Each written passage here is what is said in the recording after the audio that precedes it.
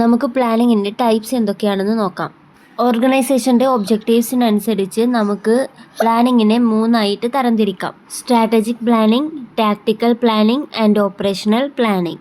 ഇനി നമുക്ക് ഇത് മൂന്നും എന്താണെന്ന് നോക്കാം. ഒന്നാമത്തെ ടൈപ്പാണ് സ്ട്രാറ്റജിക് പ്ലാൻസ്. ഒരു ഓർഗനൈസേഷൻ്റെ മെയിൻ ടൈപ്പ് ഓഫ് പ്ലാനിങ് ആണ് സ്ട്രാറ്റജിക് പ്ലാൻസ്. ഇത്തരം പ്ലാൻസ് തയ്യാറാക്കുന്നത് എപ്പോഴും ടോപ്പ് ലെവൽ മാനേജേഴ്സ് ആയിരിക്കും. ഓർഗനൈസേഷനെ മുഴുവനായിട്ടും ഗൈഡ് ചെയ്യുന്നത് സ്ട്രാറ്റജിക് പ്ലാൻസ് ആണ്.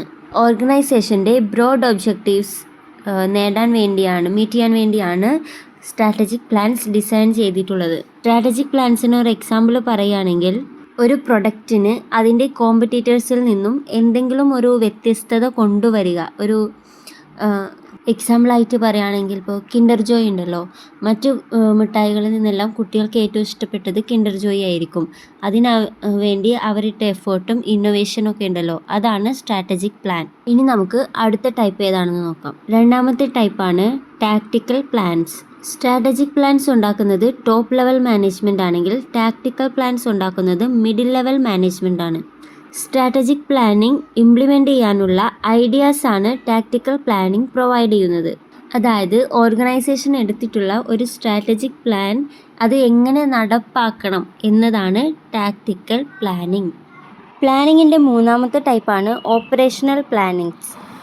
ഓപ്പറേഷണൽ പ്ലാൻസിൽ തീരുമാനങ്ങൾ എടുക്കുന്നത് സൂപ്പർവൈസറാണ്. എംപ്ലോയീസിൻ്റെ വർക്ക് ഷെഡ്യൂൾ ചെയ്യുന്നത്, അതായത് വർക്ക് ടൈമും ഇന്നത്തെ ദിവസം എത്ര വർക്ക് ചെയ്ത് തീരണം, അങ്ങനെയുള്ള സംഭവങ്ങളെല്ലാം തീരുമാനിക്കുന്നത് സൂപ്പർവൈസറാണ്. ഒരു സ്ട്രാറ്റജിക് പ്ലാൻ എങ്ങനെ പൂർത്തിയാക്കാം എന്നതാണ് ഓപ്പറേഷണൽ പ്ലാൻസ്. അതായത് ടാക്ടിക്കൽ പ്ലാൻസ് എന്ന് പറഞ്ഞു കഴിഞ്ഞാൽ സ്ട്രാറ്റജിക് പ്ലാൻസ് ഇംപ്ലിമെൻ്റ് ചെയ്യാനുള്ള ഐഡിയകൾ ഉണ്ടാക്കലാണ്. ഓപ്പറേഷണൽ പ്ലാൻസ് ഈ ഐഡിയാസിനെ നടപ്പാക്കലാണ്. ഓപ്പറേഷണൽ പ്ലാൻസ് ടാക്ടിക്കൽ പ്ലാൻസിനെ സപ്പോർട്ട് ചെയ്യുകയാണ് ചെയ്യുന്നത്.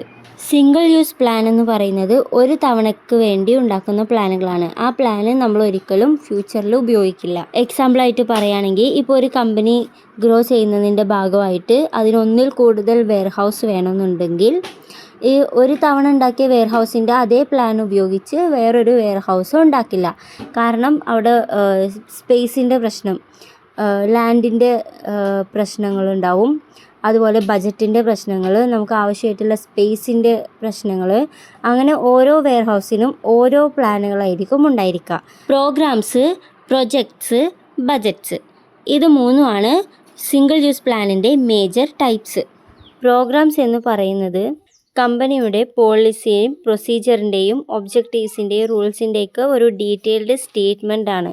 പ്രോഗ്രാംസിൻ്റെ സെപ്പറേറ്റ് അല്ലെങ്കിൽ സ്മോൾ ആയിട്ടുള്ള പോർഷൻസിനെയാണ് പ്രൊജക്ട്സ് എന്ന് പറയുന്നത്. പ്രൊജക്ട്സിനെ നമുക്ക് വർക്ക് പ്ലാൻ എന്നും പറയാം. ബജറ്റ്സ് എന്ന് പറയുന്നത് ഫിനാൻഷ്യൽ റിസോഴ്സിൻ്റെ ഒരു സ്റ്റേറ്റ്മെൻ്റ് ആണ്. ഇതനുസരിച്ചാണ് ഓർഗനൈസേഷനിലെ ആക്ടിവിറ്റീസ് എല്ലാം നടക്കുക. ഇനി സ്റ്റാൻഡിംഗ് പ്ലാൻസ് എന്താണെന്ന് പഠിക്കാം. ഓർഗനൈസേഷനിലെ ലോങ് ടേം പ്ലാനാണ് സ്റ്റാൻഡിംഗ് പ്ലാൻ. ഇത്തരം പ്ലാനുകൾ ഒരു തവണ മാത്രമല്ല, വീണ്ടും വീണ്ടും നമ്മൾ ഉപയോഗിക്കും. ഇത്തരത്തിലുള്ള പ്ലാൻസുകളാണ് പോളിസീസും പ്രൊസീജിയേഴ്സും. എംപ്ലോയീസിൻ്റെ പ്രവൃത്തികളെ ഗൈഡ് ചെയ്യാനുള്ള സ്റ്റേറ്റ്മെൻ്റ് ആണ് പോളിസി. പ്രൊസീജിയേഴ്സ് എന്ന് പറയുന്നത് ഒരു പ്രവൃത്തി ചെയ്യാൻ ആവശ്യമായിട്ടുള്ള സ്റ്റെപ്സ് ആണ്, സീക്വൻസ് ഓഫ് സ്റ്റെപ്സ് ആണ് പ്രൊസീജിയർ. പ്ലാനിങ്ങിനെ നമുക്ക് ടൈം ഫ്രെയിമിൻ്റെ അടിസ്ഥാനത്തിലും ഡിവൈഡ് ചെയ്യാൻ പറ്റും. 3ആയിട്ട് ഡിവൈഡ് ചെയ്യാം: short term, long term, medium term plans. Long term പ്ലാൻസിൻ്റെ കാലാവധി എന്ന് പറയുന്നത് 5 വർഷത്തിൻ്റെയും 15 വർഷത്തിൻ്റെയും ഇടയിലാണ്. 5 വർഷം മുതൽ 15 വർഷം വരെയൊക്കെ നീണ്ടു നിൽക്കുന്ന പ്ലാനുകളെയാണ് ലോങ് ടേം പ്ലാൻസ് എന്ന് പറയുന്നത്. ഡേ ടു ഡേ ഓപ്പറേഷൻസിനുള്ള പ്ലാനുകളാണ് ഷോർട്ട് ടേം പ്ലാൻസ്. ഒരു 2 മുതൽ 3 വർഷത്തിൻ്റെയൊക്കെ ഇടയിൽ ടൈം ഫ്രെയിം വരുന്ന പ്ലാനുകളാണ് മീഡിയം ടേം പ്ലാൻസ്.